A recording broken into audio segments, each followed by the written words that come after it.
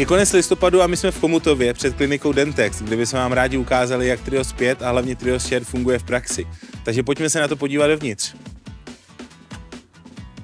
Paní doktorko, řekněte nám, jak vám nový Trios 5 změnil pohled na skenování a zejména z funkce Trios Share. Vzhledem k tomu, že my tady fungujeme ve 3 patrech, máme tady několik ordinací a máme už 2 Trios 5, tak je to pro nás jednodušší práce, protože já jenom vezmu skener, jdu do ordinace, kde se připojím na počítač a už nepotřebuju další jiné příslušenství. Ahoj, podáš mi skener? Děkuju. Tak se podíváme, jestli to můžeme pustit.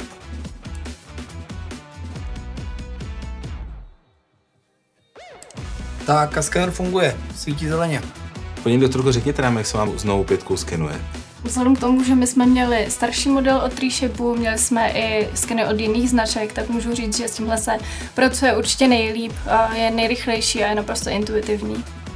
Tuto revoluční novinku vám rádi ukážeme v našem inovačním a tréninkovém centru a věříme, že si ji zamilujete stejně jako my.